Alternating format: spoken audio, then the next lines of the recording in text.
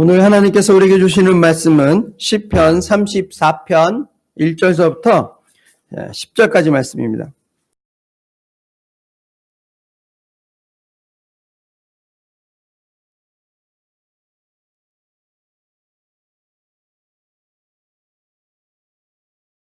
아멘. 할렐루야.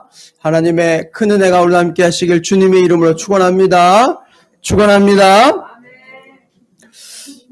우리 아내가 아기를 낳고 막내를 낳고 아마 처갓집에서 한 보름 정도 있었던 것 같아요. 저는 혼자서 집에서 보름을 혼자 있었던 것 같습니다. 혼자 있으면 좋을 것 같은데요. 좋지 않더라고요. 점점 생활 패턴도 망가지고 그러다가 아이들을 집에 다 왔어요. 아이들도 오고 아내도 오고 집안이 조용하다가 시끄러운 거예요. 근데 제가 그때 뭘 느꼈냐면 시끄럽지만 그래 이런 게 사람 사는 거지. 그래 이런 게 행복인 거지. 그런 생각이 들었어요. 제가 왜 이 생각이 들었냐면 우리 아름이가 또 우리 가빈이가 왔다 갔다 거리면서 있으니까 그래 이런 게 사람 사는 거지. 이런 게 행복인 거지. 이런 생각이 들은 거예요. 확실히 집안이나 교회나 어린애가 있어야 되거든. 그러니까 아이들이 반갑더라고요. 자, 오늘은 복 있는 사람 7번째 말씀을 나눕니다. 복 있는 사람 7번째입니다. 감사할 줄 아는 사람이란 제목으로 함께 같이 은혜를 나누겠습니다. TV의 프로그램에 보면 생로병사의 비밀이라는 이 프로그램이 있습니다. 건강의학 TV 프로그램인데요. 이 프로그램에서 감사에 대해서 연구한 것이 있었어요. 거기에 보면 사람이 감사하게 되면 의학적으로 우리 몸에 어떤 변화들이 나타나는지에 대해서 애니메이션을 통해서 또 연구한 것들을 통해서 보여주고 있었어요. 그 영상 자료가 있는데 이게 보여드리면 좋겠는데 제가 실력이 안 돼서 안타깝습니다. 제가 카톡으로 보내드릴게요.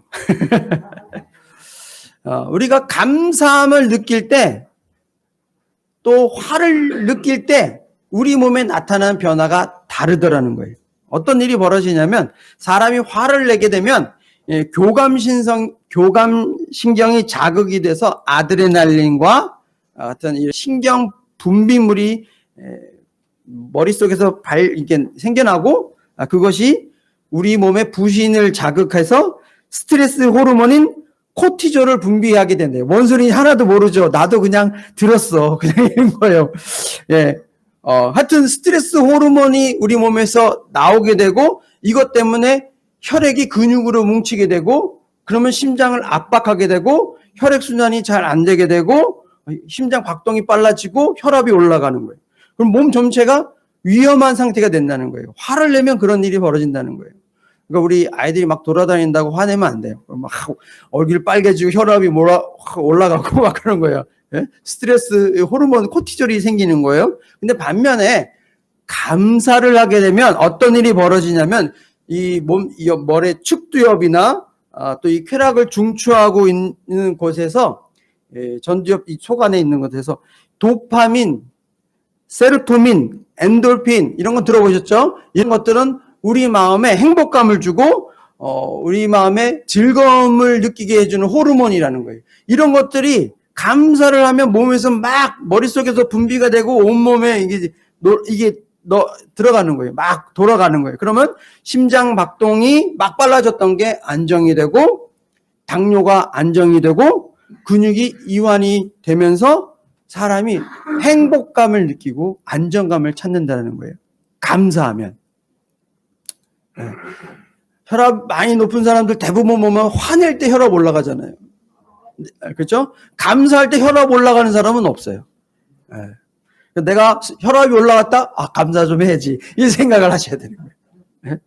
근데 계속 발표하는 걸 보면서 더 놀라운 변화가 무엇이냐면 우리가 이렇게 감사할 때 우리의 스트레스나 위기나 고난을 이겨낼 수 있는 강력한 에너지가 우리 몸속에 생긴다는 거예요. 힘이 생긴다는 거예요. 그래서 미워하는 사람까지도 품어줄 수 있는 마음이 생긴다는 거예요. 감사하면. 심장이 강해지는 거예요. 심장병, 심혈관 관계의 그 기관들이 튼튼해진다고 이야기하는 거예요. 그리고 감사하면 우리 몸과 마음에 엄청난 변화가 나타나는데, 감사는 우리의 감정의 변화를 나타내게 되고 인간관계를 변화시키고 우리의 뇌를 변화시키는 거예요. 감사하면 우리의 뇌를 활성화시키는 거예요. 공부 잘하고 싶으면, 똑똑해지고 싶으면 감사 잘하시면 돼요. 네. 우리의 건강, 심장 이런 것들의 변화가 나타난다는 거예요. 감사를 해서 나쁜 게 하나도 없더라고요. 화를 내면 나쁜 게 많은데 감사하면 좋은 것들이 가득하더라고요. 마음의 안정과 또 심혈관계가 평안, 안정, 예. 행복해지는 이 도파민이 막 생기고 얼마나 감사하면 좋은 일이 많아지는지 모른다는 거예요. 감사를 하면 우리 육체의 이런 회복의 기능이 나타나고 몸의 기능을 강화시켜주는 거예요. 그리고 감사는 복 있는 사람의 가장 큰 특징이라고 생각을 합니다. 우리가 계속 감사에 대해서, 복 있는 사람에 대해서 말씀을 나눴어요.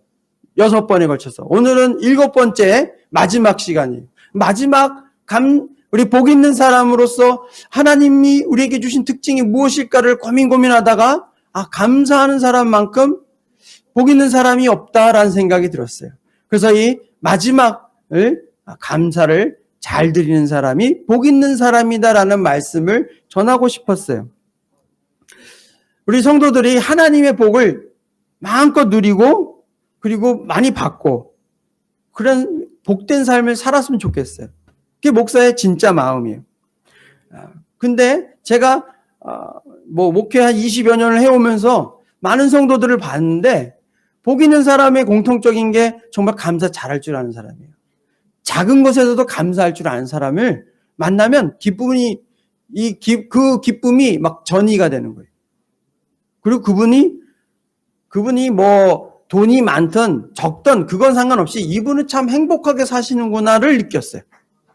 이런 사람이 복 있는 사람이지 라는 생각을 갖게 됐어요. 저는 여러분이 복 있는 사람이 복 있는 사람으로 살기를 축원합니다. 그러기 위해서는 감사를 잘하는 사람이 되었으면 좋겠어요. 특별히 우리 학생들 지금부터 감사를 막 쌓아가면 우리 나이가 됐다면 더 많은 것들로 하나님이 채워주실 것이라고 믿습니다. 네. 감사할 줄 알아요. 그래서 사춘기의 특징은 감사를 잘 못해요. 근데 그것을 뚫고 그래도 감사할 수 있었으면 좋겠어요. 오늘 우리가 읽었던 이 성경 34편은 다윗의 이야기예요. 이 34편 이 제목을 보시면 그 꺽쇠 가로로 채워져 있는 제목을 보시면 부제가 이렇게 있어요. 다윗이 아비멜렉 앞에서 미친 채 하다가 쫓겨나서 지은 시라고 되어 있어요. 이 시의 배경은 사무엘상 21장이에요. 이 배경을 잠깐 이야기해 드릴게요. 사울 왕이 자기의 사위인 이 다윗을 죽이려고 하는 거예요.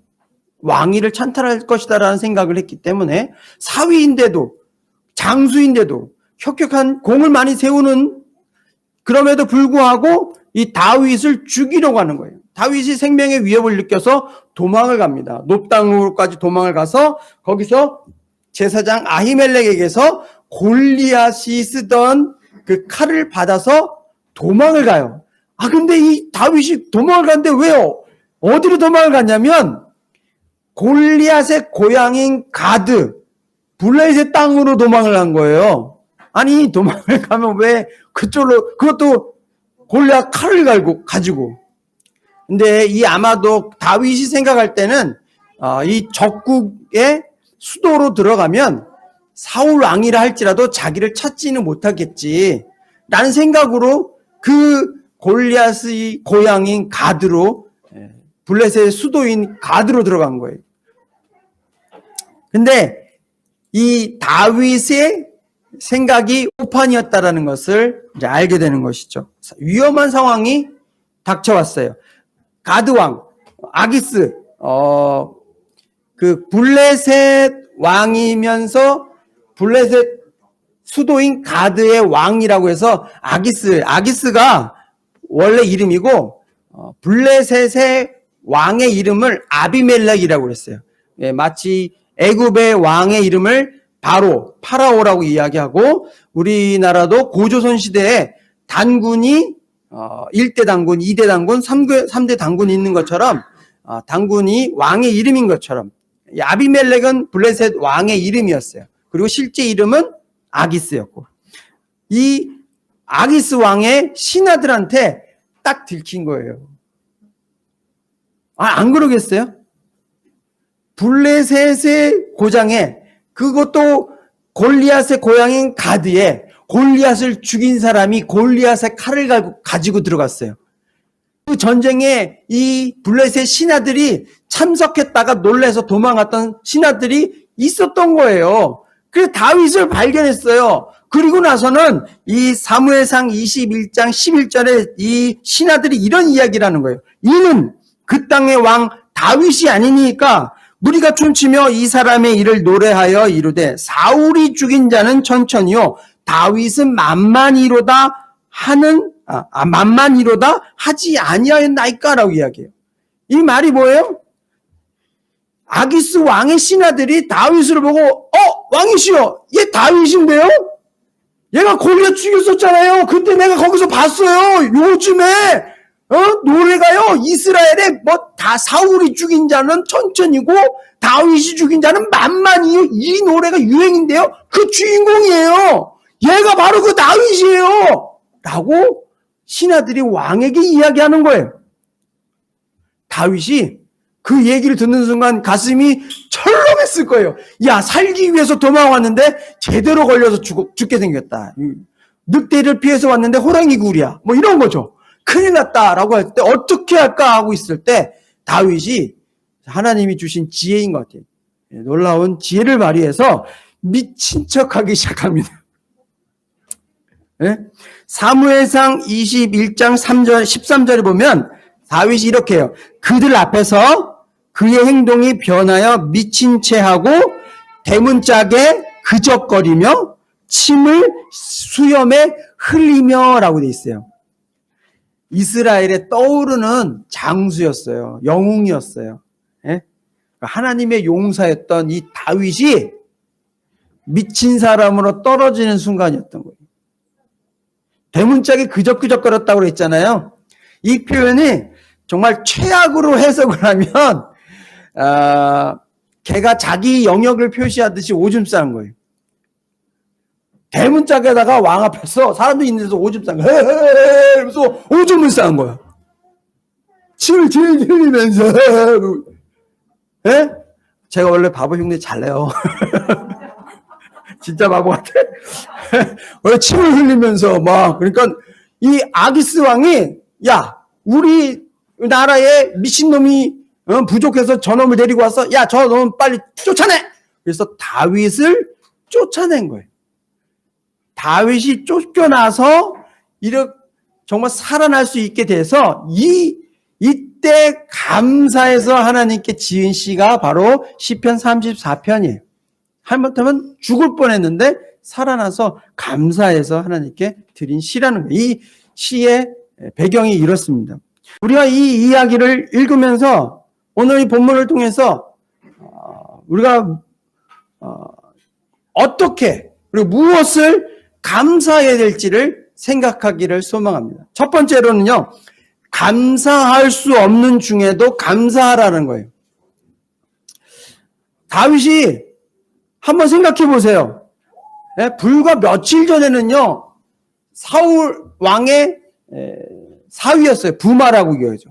사위였어요. 이스라엘의 영웅이었어요. 전쟁 영웅이었어요. 나가기만 하면 승리해요. 많은 백성들이 칭송했어요. 아까 이 노래 불렀잖아요. 사울이 죽인 자는 천천히요. 다윗이 죽인 자는 만만히라. 노래 불렀단 말이에요. 많은 사람들 이것보다 더 신나게 불렀겠죠. 막 노래를 부르면서 다윗을 칭송해주고 이랬던 사람이에요. 길거리 지나갈 때도 다윗이야. 어쩜 저렇게 잘생겼어. 이렇게 이야기하는 사람인데 지금은 어떤 형편이에요? 살기 위해서 도망자가 됐어요. 그리고 도망갔더니 자기를 죽이려는 블레셋 땅이었던 거예요. 야, 거기다가 미친 척 하는 거, 미친 척. 예? 대문에다가 웃으면서 오줌 싸고 사람들 앞에서 부끄럽게. 근데 전혀 부끄럽지 않은 것처럼 하면서 미친 척하면서 침 흘려가면서 막 웃으면서 남의 큰 대문에다 오줌 싸면서 벅벅벅 긁어대고. 여러분, 이게 한순간에 신분이 확 떨어져 버린 거예요. 신세 한탄이 안 나올겠어요? 돌아 나와가지고 나 같으면 얼마나 화가 났을까? 아니, 하나님, 내가 잘못한 게 뭐 있어요? 이스라엘을 위해서 나가서 전쟁에 가서 승리한 것밖에 내가 한 게 없고, 하나님을 위해서 내가 이 일을 했는데, 왜 나한테는 이런 일이 생기는 거예요? 날 죽이려고 하고, 사방에 다 날 죽이려고 해요. 이스라엘에 가도 날 죽이려고 하고, 블레셋에 가도 날 죽이려고 하고, 하나님 나 뭐 어쩌라는 거예요? 좀 너무 하시는 거 아니에요? 하고 하나님께 원망할 수도 있었다는 거예요. 그런데 다윗은요, 시편 34편을 보면요, 하나도 하나님께 원망하는 글이 없어요. 다 하나님께 감사하고 하나님의 이름을 높이고 하나님의 구원에 대해서 감사를 드리는 찬송시만 적었다라는 거예요. 야, 이거를 읽으면서 사실 이 배경을 알면 이 시가 얼마나 놀라운 시인지를 아는 거죠. 그냥 이 배경을 모르면 그냥 하나님 찬양하자는 거네 라고 할 수 있지만, 배경을 알면 야, 다윗은 이 감사할 수도 없는 그런 형편과 상황 속에서 하나님께 감사를 하는구나. 야, 정말 그런 다윗이 될 수 있었던 이유가 바로 여기 있었구나. 하나님의 축복을 받을 수 있는 비결이 여기 있었구나. 감사할 수 있는 상황 속에서 누구든지 감사해요. 그러나 다윗은 감사할 수 없는 상황 속에서도 하나님께 감사했다는 거예요. 그게 다윗을 다른 사람과 다르게 만들었던 것이고, 다윗을 다윗되게 만들었고, 하나님의 마음에 합한 사람이라는 칭호를 들을 수 있게 만들어준 거예요. 여러분, 우리도 감사할 수 없는 상황에 처해질 때가 있어요. 그때 기억하셔야 돼요. 그래도 감사할 수 있게 감사거리를 찾자라는 마음을 가지셔야 돼요. 근데 쉽지 않잖아요. 아니, 감사라뇨. 내가 원치도 않는 질병이 생겼는데, 내 몸에 암이 생겼는데, 내가 원치 않는 정말 비가 오기 전에 이렇게 쑤시는 관절염을 여러분, 이게 너무 아파요. 무릎 쑤시고 팔 쑤시고, 이게 안 당해본 사람 몰라요. 허리가 얼마나 아픈지 몰라요. 다리에 전기가 흘러요. 허리 수술을 몇 번 했는지 몰라요. 여러분, 살면서 감사할 수 없는 형편에 떨어진 지 얼마나 많아요. 사업이 안 되는데 어떻게 감사를 해? 부부 사이가 안 좋은데 어떻게 감사를 해요? 아이들이 공부를 안 하고 맨날 사고만 치고 있는데 부모의 속을 썩히는데 어떻게 감사가 나오냐고요. 월급을 받으면 일주일 안에 이 손가락 사이로 이 모래가 빠지듯이 다 사라져 버려. 이게 어떻게 감사가 나와? 이게 카드가 없었으면 우리 굶어 죽었을 거야. 그런데도 감사를 해야 되냐는 거예요. 근데 성경은 우리에게 감사하라고 이야기하는 거예요. 감사거리를 찾으라는 거예요. 어느 목사님이 이런 말씀하셨어요. 감사할 수 없는 환경 속에서도 참기름 짜듯이 바짝 짜면 감사거리가 생기더라는 거예요. 야, 정말 그 절절함이 느껴지는 거예요. 어떻게 참기름 짜듯이 짜야 감사거리를 간신히 만날 수 있는, 얼마나 삶이 퍽퍽하면. 그런데도 어떻게 하든지 하나님께 감사하려고 하는 마음을 느낄 수 있는 거예요. 여러분, 이 말씀을 준비하는데 금요일에 우리 아들 중에 한 분이 부모의 마음을 속썩이는 일이 생긴 거예요. 급격하게 집안의 공기가 가라앉아 버렸어요. 냉랭해져 버렸어요. 그런데도 그 속에서 저는 기도했어요. 짧게. 하나님, 지금 참기름 짜듯이 감사를 짜내야 할 시간입니다. 하나님, 제가 무엇을 감사하면 좋을까요? 하고 기도했어요. 야, 정말 너무너무 삭막하고 냉랭하고 정말 화도 나고 막 이러는 상황 속에 감사거리를 찾는 게 너무너무 힘이 드는 거예요. 왜 힘들고 어려운 상황 속에서 감사를 하는 게 힘든지 알겠더라고요. 감사할 마음이 없는데 무슨 감사거리를 찾아. 그게 얼마나 힘든지 알겠더라고요.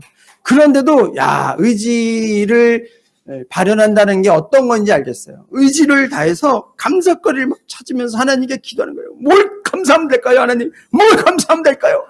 지금 참기름 짜야 됩니다, 주님! 막 이러고. 주님이 저한테 이렇게 말씀하시는 것 같더라고요. 그래도 네 아들이 밤에 오토바이 안 타잖아. 그래도 네 아들이 죽을 병 걸린 거 아니잖아. 그래도 네 아들이 싸워서 경찰서에서 전화 온 거 아니잖아. 그렇게 말씀하시는 것 같더라고요. 그래서 네, 주님, 정말 그렇네요. 감사합니다. 했어요. 그렇게 입으로 하나님 감사합니다 라고 하자 신기하게도 제 마음에 막 이 분노로 막 끌어오르던 게 쫙 가라앉는 걸 느꼈어요. 사랑하는 우리 여러분, 감사할 수 없는 중에도 감사거리를 짜내야 돼요. 찾아내야 돼요. 참기름 짜듯이 짜내면 주님이 찾게 하십니다. 1967년에 이스라엘의 총리가 여성 총리가 됩니다. 골다 메이어라는 여사가 총리가 돼요. 이 골다 메이어 여사가 자신의 저서전에 이렇게 고백하는 글이 있었어요. 짧은 글인데 한번 제가 읽어볼게요. 나는 내 얼굴이 못생긴 것에 감사한다. 아니, 여성인데 얼마나 못생겼으면 스스로 못생겼다라고 얘기를 할까요? 나는 못생겼기 때문에 기도했고 못났기 때문에 열심히 공부했다. 나의 약점은 이날에 도움이 되었다. 나의 절망은 하나님의 소망을 깨닫는 기회가 되었다. 저는 이 메이어 여사의 글을 보고 정말 참기름 짜듯이 감사거리를 찾으며 자신의 약점을 하나님께 고백하고 기도하고 열심히 노력했더니 하나님께서 슬픔이 변해서 춤이 되게 하시고 정말 눈물이 변해서 노래가 되게 하시는 분이시구나. 약점을 변해서 하나님의 영광을 드러내고 많은 이스라엘 백성들에게 유익을 주게 되는 사람으로 변화시키시는구나. 그렇다면 나도 이걸 좀 깨달았으면 좋았을 텐데. 저도 소시적에 어렸을 때 꽤 못생겼다는 소리 많이 들었거든요. 잘생겼다는 소리 들어본 적이 없어.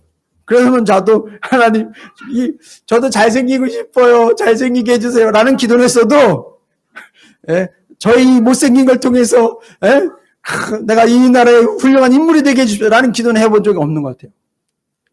그래서 우리 아들들을 이렇게 보면 너희들은 아빠보다 나아. 너희들은 그래도 어렸을 때라도 이렇게 잘생겼다는 소리를 들어봤잖아. 난 들어본 적 없어. 하여튼 여러분, 감사할 때 하나님 우리의 약점을 바꿔서 자랑거리가 되게 해주시는 거예요. 감사할 때 우리 연약한 점이 더 하나님께 매달리게 되고 결국 하나님의 소망을 경험하게 되는 원동력이 되는 거예요. 감사할 수 있으면 좋겠어요. 감사할 거리가 없습니까? 참기름 짜듯이 짜내시면 나옵니다. 두 번째로는 우리 받은 복을 세어라는 거예요. 우리 아까 찬양 불렀어요. 받은 복을 세어보아라. 우리가 8절을 보시면 8절 한번 같이 읽어보겠습니다. 8절 시작. 너희는 여호와의 선하심을 맛보아할지어다. 그에게 피하는 자는 복이 있도다. 아멘. 하나님의 선하심을 어떻게 알아요? 맛봤다는 거예요. 경험했다는 거예요. 하나님께 피했더니 그에게 피하는 자는 복이 있도다라고 강하게 이야기하고 있어요. 그걸 어떻게 이야기할 수 있어요? 자기가 경험해 봤다는 거예요. 자신에게 이미 일어났던 일들, 그 하나님의 놀라운 하나님의 선하심을, 하나님의 그 구원하심을, 경험을 이미 해봤다라는 거예요. 이 말은 다르게 말하면 뭐예요? 자신에게 주셨던 하나님의 복들을 이미 경험을 하고 세워봤다라는 거예요. 그래서 이렇게 강하게 이야기할 수 있다라는 거예요. 여러분, 우리가 받은 복들을 세워볼 수 있어야지 돼요. 며칠 전에 우리 막내랑 이야기했어요.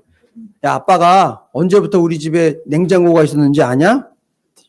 모르죠. 얘기를 안 했으니까. 고등학교 때부터 했어. 그랬더니 얘가 놀라더라고요. 에? 그전에는 반찬 어떻게 했어요? 쉬기 전에 빨리 먹어야 했어야지. 네.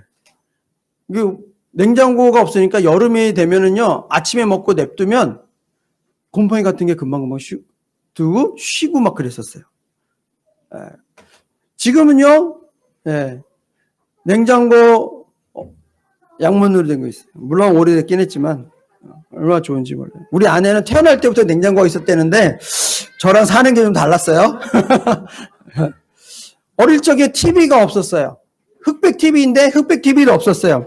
수사반장, 소머즈, 600만 불의 사나이 어린이들은 모를 거야. 그거 할 때 TV를 보고 싶은데 없잖아요. 과자 한 봉지 사요. 옆집으로 가요. 옆집에 또래가 있어요. 과자 한 봉지를 바쳐요. 그리고 나서 수사반장을 보는 거예요. 지금은요, 칼라 TV가 있어요, 집에. 자전거가 없어서 자전거 자전거 포에 가서 50원 주고 1시간에 빌려서 자전거를 탔어요. 지금은 자전거가 아니라 자동차가 있어요. 아까 여기 비가 새더라고요, 여기 보니까. 처음 있는 일인데. 그래서 물 이렇게 받아놨어요. 그거 받으면서 생각났어요. 야, 나 어렸을 때 천정에 진짜 단칸방인데 비가 내리는 거예요, 밤에. 이야, 양재기 여기 갖다 냈는데 이쪽에 또 돼. 세수대에 갖다 놓고. 야, 그래서 밤을 꼴딱 샌 적도 있어요. 지금은요, 방이 3칸이에요. 비도 오지도 않은 아파트에 살고 있어요. 얼마나 감사한 일인지 몰라요. 중학교에 들어갔을 때 교복 살 돈이 없어가지고 졸업한, 우리는 마지막 세대 이거. 그 일본식 교복, 호크 채우고 이런 거. 예, 그거를 고등학교 졸업하는 형이 등치가 작은 형이 있었는데 그 형 거를 6년 된 그 옷을 내가 입고 학교를 다녔었어요. 지금은요, 여러분 얼마나 좋은 양복을 입고 있는지 몰라요. 받은 복을 세면 셀 수 없이 많다, 감사하다 이런 생각이 들었어요.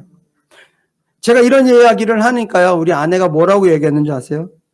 나처럼 복된 여자를 만나서 이런 복을 누리는 줄 알아. 그렇게 말하더라고요. 저는 인정합니다. 좋은 아내를 만났어요. 감사해요. 네. 우리에게 받은 복들을 세어봐야지 돼요. 우리에게 하나님이 주신 복들을 곰곰이 생각할 때 감사가 나오는 거예요.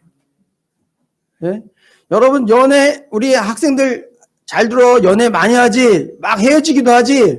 그때 막 속상하고 막 서럽지? 괜찮아. 나중엔 하나님 감사합니다. 그 여자랑 걔랑 헤어지게 해줘서 감사합니다. 그래서 지금은 아내를 만나게 해줘서 감사합니다라는 기도가 나오게 돼요. 네. 아닌가? 반응이 없네. 네. 나올 거예요. 그렇게 나와요. 세상에 영향을 준, 백인에 든 사람 중에 헬런 켈러가 있어요. 헬런 켈러는 여러분 잘 아시는 것처럼 눈이 보이지 않아요. 귀가 들리지 않아요. 그래서 말도 잘 못했어요. 셀리번을 만나서 말하는 법을 조금 어눌하게 배우긴 했지만 여전히 눈이 보이지 않고 귀도 들리지 않는 사람인데도 많은 사람들한테 영향을 주는 세계의 100대 유인 중에 한 명이 됐습니다. 이 헬런 켈러가 이런 이야기했어요. 나에게는 너무나 많은 것들이 주어졌다. 그렇기 때문에 나에게 어떤 것들이 없는지 생각하며 머뭇거릴 시간이 나에게는 없다라고 얘기했어요. 와, 저는 헬런 켈러 대단한 사람이다라고 생각했어요. 자기는 너무 받은 게 많아서 가지고 있지 않은 거를 셀 시간이 없다는 거예요. 여러분, 우리는 안 그렇잖아요. 우리는 99개를 가지고 있어도 가지고 있지 않은 한 개 때문에 속상하잖아요. 에? 그런데 이 헬런 켈러는 가지고 있지 않은 것에 집중하지 않고 자기가 받은 것, 자기가 가지고 있는 것에 집중하면서 하나님께 감사했다는 거예요. 여러분, 이게 감사의 비결이 거기 있는 거죠. 나에게 주어지지 않은 것에 대해서 속상해하면서 원망하고 불평하는 게 아니라 주어진 것에 대해서 감사할 줄 아는 마음, 그것이 감사의 비결이라는 거예요. 받은 복을 셀 때 감사가 나옵니다. 여러분, 하나님 여러분에게 많은 걸 주셨습니다. 여러분이 받은 것을 곰곰이 생각하면서 하나님께 감사 기도드렸으면 좋겠어요. 집에 가셔서 아무도 없을 때 A4 용지 하나 꺼내가지고 거기다 한번 적어보세요. 나한테 주신 게 무엇인가? 왼수 같은 남편, 뭐 이런 거 적으시라고요. 예? 아들 셋, 지윤준 이런 거요. 뭐 집주 주시고 자동차, 이거 뭐 쫙 적어보세요. 그러면 야, 내가 정말 소유한 게 많구나. 감사가 나올 거예요. 자, 세 번째로는요, 감사는요, 표현해야 된다는 거예요. 1절부터 계속해서 다윗은 하나님을 찬양하며 하나님을 자랑해요. 하나님은 광대하시다. 하나님은 기도에 응답해 주시는 분이시다. 하나님은 구원해 주시는 분이시다. 하나님은 선하신 분이다. 내가 맛보니까 알겠더라. 다윗은요, 자신을 살려주신 하나님에 대해서 이야기하고 자랑하는 거예요. 감사해요. 성경 읽어보면 성경 속에서 다윗만큼 하나님께 감사 표현을 많이 한 사람이 없어요. 물론 그가 시편을 지어서 그 속에서 이가 정말 하나님께 감사하는 일이 많았구나라는 걸 알 수 있지만 우리가 열왕기나 사무엘 봐도 정말 하나님께 감사하는 일이 많아요. 성경 통틀어서 가장 하나님께 감사를 많이 한 사람이 다윗이라고 생각을 해요. 그 다윗의 이야기 감사를 들으면 하나님이 얼마나 기쁘셨을까를 생각하게 돼요. 우리도 서로 감사 표현을 좀 해야지 돼요. 우리는 신이 아니잖아요. 말하지 않으면 몰라요. 이찬수 목사님의 설교를 들은 적이 있어요. 그분이 감사라는 한자를 찾아본 적이 있대요. 느낄 감자에 살해야 할 사자라는 거예요. 그래서 저도 찾아봤어요. 그랬더니 정말 맞습니다. 고마움을 느끼는 데까지는 모든 사람이 다 할 수 있대요. 그런데 중요한 것은 그 느낌을 살해하는 사람이 없다는 거예요. 살해한다는 게 무슨 뜻이냐? 살해할 사자를 풀이를 해보면 말씀 언변에 쏠 사자를 쓴다는 거예요. 그게 합쳐져서 살해할 사자가 되는 거예요. 이 말이 뭐예요? 자신이 느끼는 고마운 이 감정을 말로 화를 쏘듯이 쏴 보내줘야 되는 거예요. 상대방한테. 그래야 감사의 마음이 온전히 감사가 끝난 거예요. 나 혼자 고맙네 하고 끝나면 그 감사가 우리 신이 아닌데 어떻게 이 사람이 나한테 감사하는구나 걸 알 수 있어요. 모른다니까요.